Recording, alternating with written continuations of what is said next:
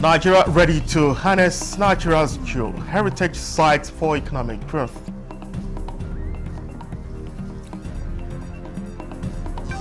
But we are a young nation, and I will urge you to expand your coverage beyond Borno and Kebbi.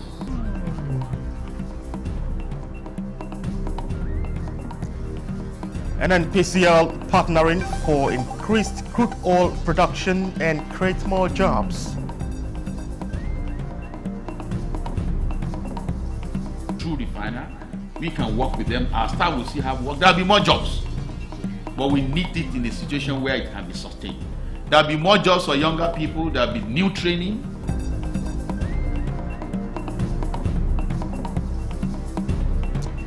Minister of Education Tunji Alausa clears misleading reports.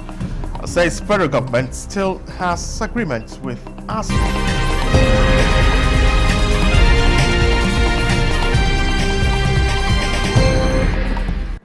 Hello and thank you for joining us. This is the news at 11 on NT News 24. We are live in Abuja. I am Charles Alpha with the news. The federal government has affirmed the commitment to unlocking the socio-economic potential Nigeria's heritage site has. And Vice President Kashim Shettima stated this when he received a delegation from UNESCO International Geoscience and Geoparks Program Nigeria, led by its chairman Aminu Abdullahi Ishaku, on a courtesy visit at the presidential villa. Abdurrahman Jibrila reports.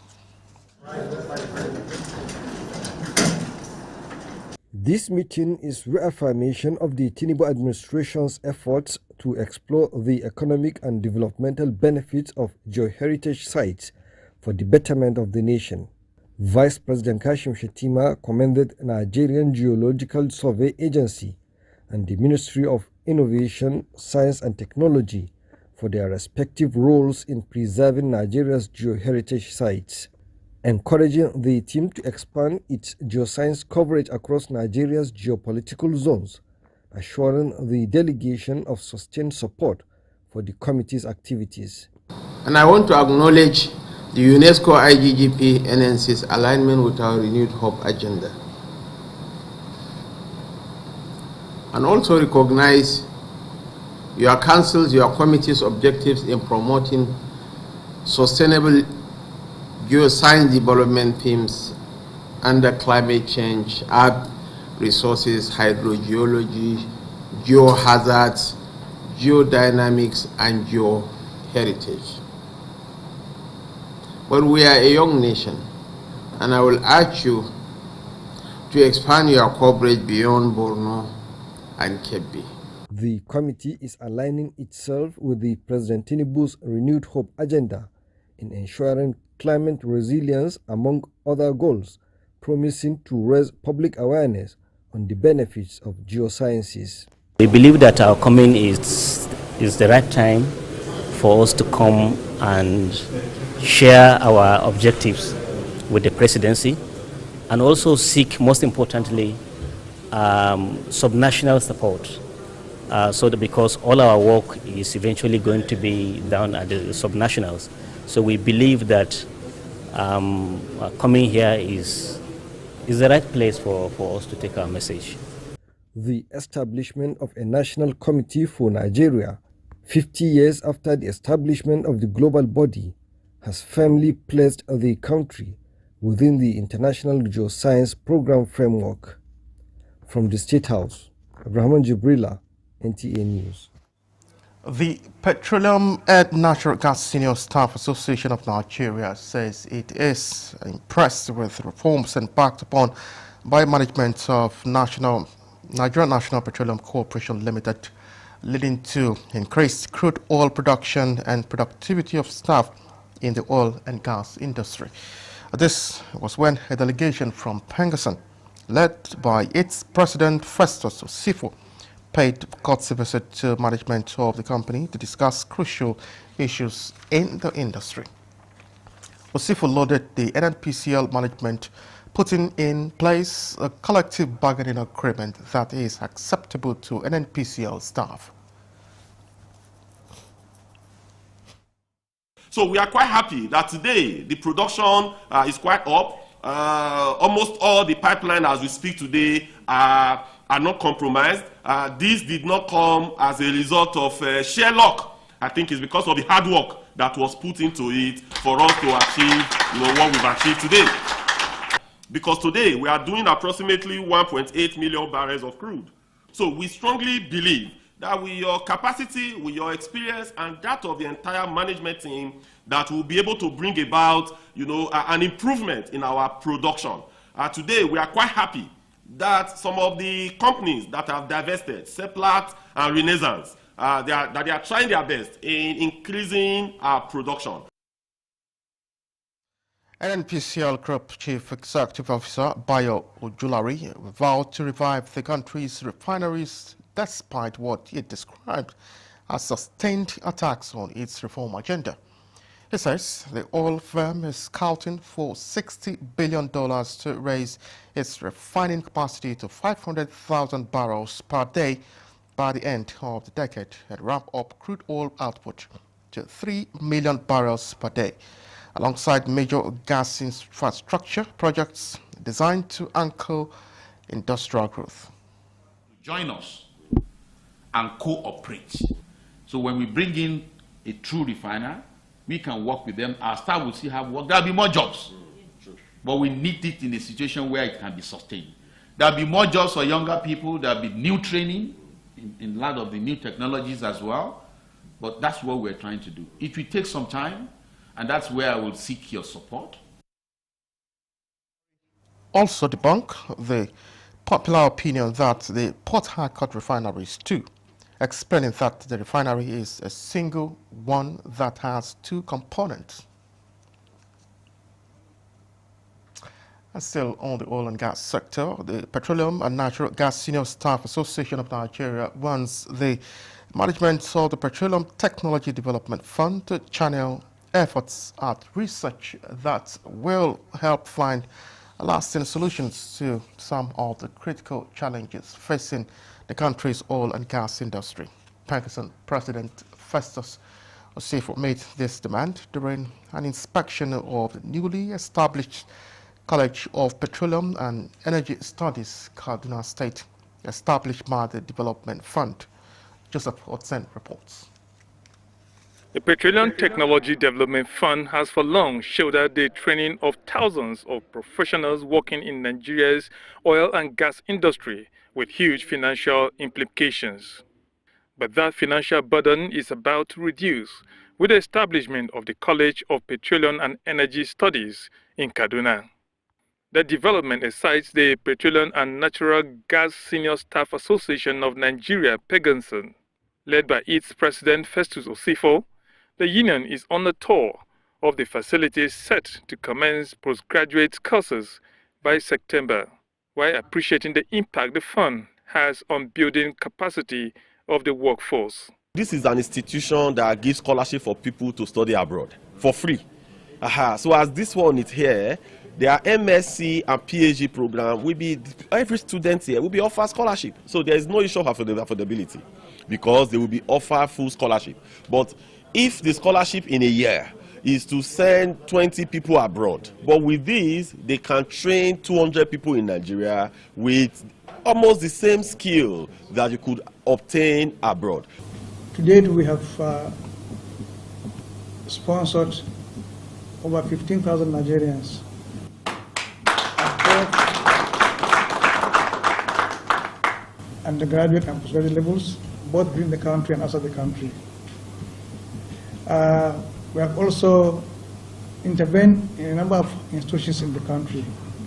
We have upgraded facilities that relate to oil and gas in 26 universities across the country. PEGANSON is hoping the college will lead research on areas that are affecting productivity in the industry, such as oil and corporate theft, and mitigation against environmental degradation in the Niger Delta, with its attending consequences. Joseph Otsen, NTA News. Minister of Education Tunji Lausa has cleared the air concerning agreements between the federal government of Nigeria and the Academic Staff Union of Universities, ASU, noting that the last staff union formally signed and binding federal government ASU agreement was in 2009. In 2017, the then Minister of Education, Adamu, inaugurated a renegotiation committee which produced the draft NIMI BRICS agreement in May 2021. However, this draft was never signed by the federal government. When the minister stated that there had been no new signed agreement with ASU, he was specifically referring to the 2021 NIMI BRICS draft, which remains unsigned but serves as the most recent framework for discussion. Hence, the 2009 agreement remains the last signed document. The ministry reaffirms government's commitment to resolving the 16-year stalemate with ASU in a sustainable and constitutionally backed manner, as it urges the public to disregard misinterpretations. And the National Union of Civil Engineering, Construction, Furniture and Wood Workers has pledged to enhance the prospects engineering which impact the nation's economy profoundly. National President of the Union, Stephen Okoro, at its 7th National Conference Delegation Conference in Abuja unanimously and emphasized that the building sector deserves jealous attention, being an enabler of global trade. He therefore requested for smarter investments from public and private sectors, since it's one of the largest employer of labor. And government policies. For us as a union, survival and relevance will depend on two things: how we organize and how wisely we invest. Nigeria must move from promises to action. We call for enforcement of environmental laws, massive reforestation, proper dredging of waterways. Labour and Employment and Nigeria Labour Congress gave different perspective on how the workforce stimulates the economies of nations. Industry remains one of the most vital engines of Nigerian economic growth. It has long been the pillar in our country labor architecture, from the scaffold of high-rise building to the craftsmanship of furniture and woodwork. Your members contribute daily to the physical and economic development of our dear nation. If the states have the capacity to pay 100, and the Imo State is not the highest in terms of, revenue generation, it then means others are encouraged to do more. Issues of stimulating the economy, welfare workers equally attracted much attention. You're watching the news on NT News 24. We will go for a break now. Please, more reports ahead. Stay with us. Every component is crafted with care, and each design is meticulously tested. From concept to creation, our engineers push the boundaries of technology, seamlessly blending performance and sustainability with a deep commitment to African ingenuity. Introducing the CNG Boss, a remarkable achievement in engineering designed to operate on compressed natural gas, a cleaner and more sustainable fuel alternative. At Innocent Vehicles, we proudly lead the way in creating greener mobility across Africa. And it doesn't stop there. From SUVs to sedans, spacious buses to electric cars, Innocent offers a wide range of models designed to meet every need. Innocent Vehicle, the pride of African road. This is NTA News 24.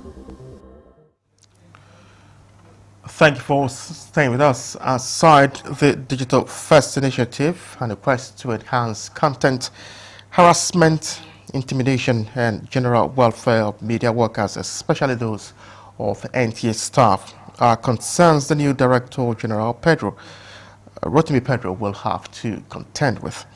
Not only were these concerns raised when the chairman of NUJ and Ratau NTA chapters met with the new management, the assurances to address every issue raised and strengthen industrial relations were also heartwarming.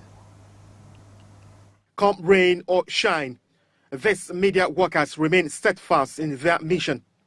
From camera operators and editors to anchors and field reporters, they work tirelessly, often through the nights, to keep the nation informed while others sleep.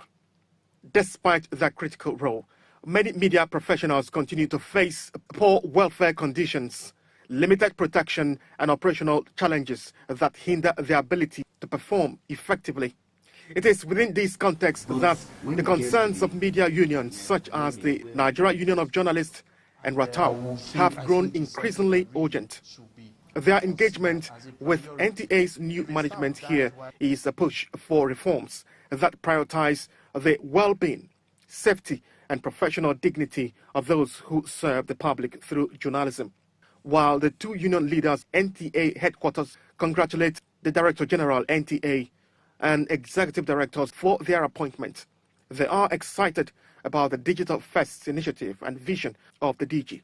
Yet, it was an opportunity to vent concerns from welfare, incentives, and improved remuneration to harassment and intimidation of NTA staff. The union chairman, NTA headquarters, laid bare the issues. Only recently, former NAWAJ President Ladibala of NTA was harassed and intimidated for carrying out her assigned duties, and this is one of many NTA staff nationwide faced over the years. DG, we also will want you to, amongst your plans, to please take staff welfare as a priority, as it were. Issue of harassment of our staff has become a recurring decimal. We had one in Maiduguri some times ago when our reporter was attacked during court coverage. And then just yesterday, our reporter went to the incident where we had a train derailment, and she got the worst of her life. So we want the management to please address some of these issues. Again, new on the job, but not so new to the system. The DG, Rotimi Pedro, before this engagement, as he puts it, was already engaging his management on how to improve welfare, develop NTA content house, and other issues raised by the union leaders to restore dignity back to labor and put a bit more focus on staff rather than just equipment. Quite over the years, I believe NTA has focused too much, particularly on kit, equipment.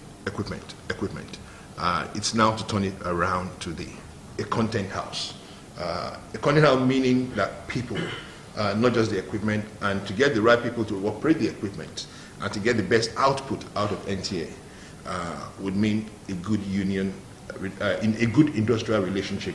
And I think there's a foundation, a strong foundation to build on that. So I believe in that totally, and the management which I lead now would reflect that in the whole thing. The welfare is also quite key. As for support and delivery of the Digital First initiative, members of these unions are reassured that they are more than ready to make it happen. Charles Alpha. President Bola Tinubu has advised families to be exemplary in the upbringing of their children. Vice President Kashim Shettima, who represented the president, gave the advice at the wedding fatia of the son of former Vice President Namadi Sambo in Kano. The wedding ceremony between Abdullahi Sambo and the daughter of Professor Abdullahi Umar took place at the Al Furqan Mosque, Kano. Vice President Shettima stood in for the father of the bride, while the Deputy Chief of Staff to the President, Ibrahim Hassan Khadija, stood in for the father of the groom.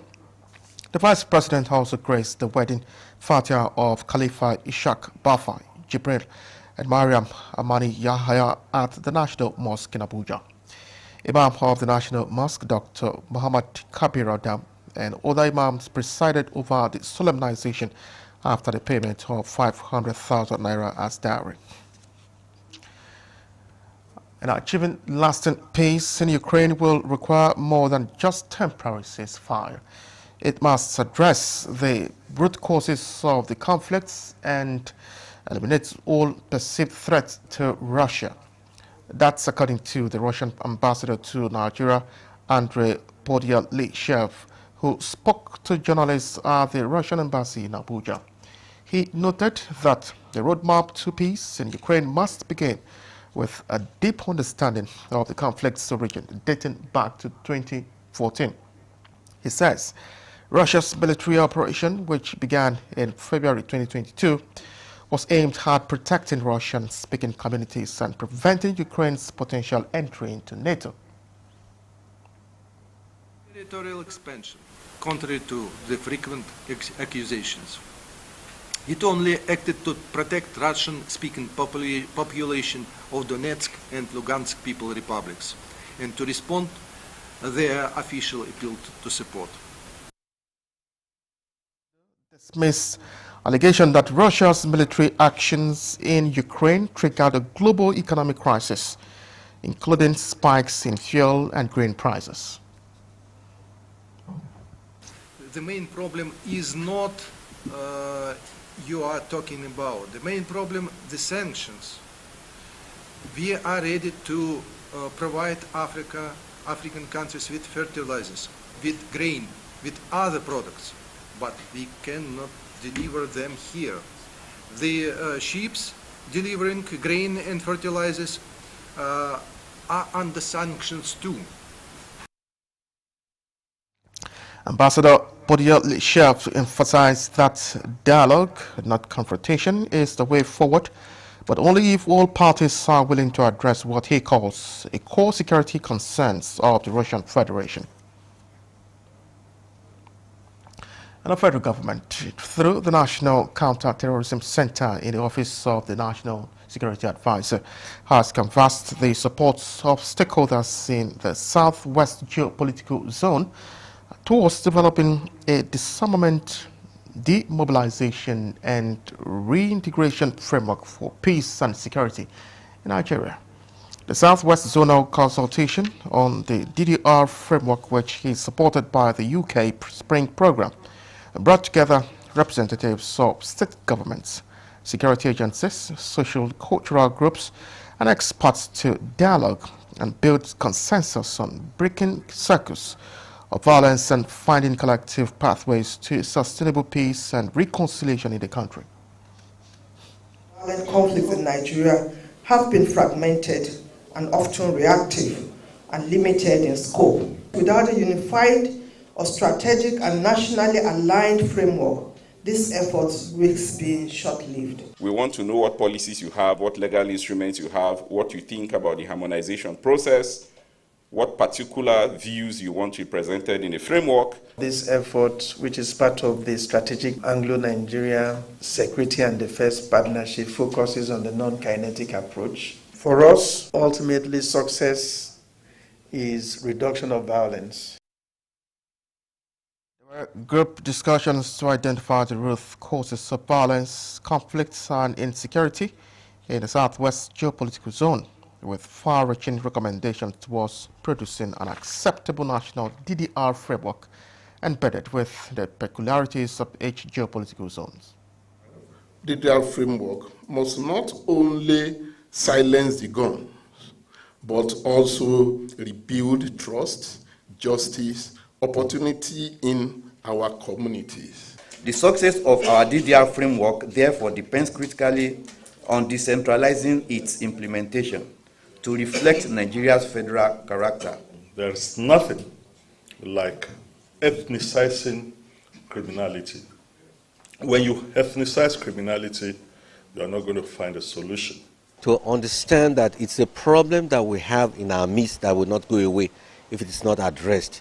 And using the DDR template, which has been proven to work all over the world, is the right step in the right direction.